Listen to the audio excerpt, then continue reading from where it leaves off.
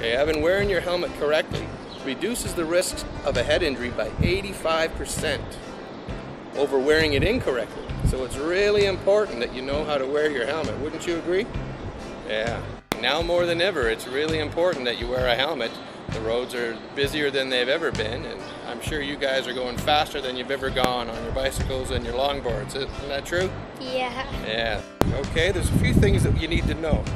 First of all, everybody needs a helmet, but even more importantly, everybody needs to wear their helmet correctly. When we're going to get a helmet, the first thing we want to do is buy a safe helmet, a certified helmet. And they put these stickers inside the helmets. Can you see that sticker there? That says that it was inspected at the factory and has met certain criteria. The next thing, before you put the helmet on, you got to take a look at it. Make sure it's in good shape.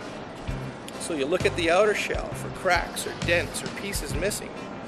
And then you look at the inner shell to make sure that it's in one piece and that there's no cracks in the inner shell.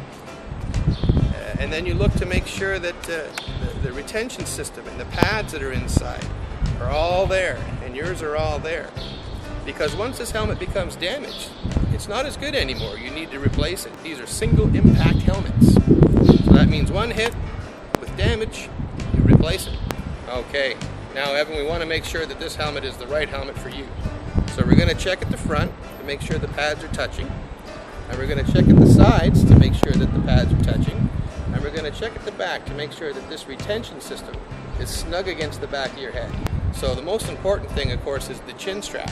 Now what we want, Evan, is when you're adjusting your chin strap, we want to make sure that the strap comes around your ear and forms a V just below it, and that the clasp is fastened tightly just below your ear. So that's a perfect V shape, and that's what we want. The next thing we want, Evan, is we want to make sure that the strap here is just enough to get a finger underneath. You don't want it hanging down too low, and you don't want it too tight so that it hurts. You want that helmet to stay on your head should you fall. The next thing, and this is very important, is you want to make sure it's sitting on your head correctly. So you don't want it tilted back, you don't want it tilted forward, or you don't want it tilted side to side. You want to make sure that it's sitting pretty much where you have it. And what we do is we use a rule, the 2-finger rule. That is, we put one finger on your eyebrow, and the second finger just above it should be touching the helmet.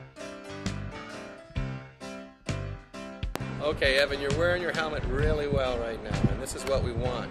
It's important for you to remember that without a helmet, should you injure yourself, especially should you injure your brain, whatever part of your brain that you've injured doesn't grow back. All right, Evan. So now that you have your helmet on, I want to make sure that you have a fun and safe bike riding season. And remember, protect your brain. Put a lid on it.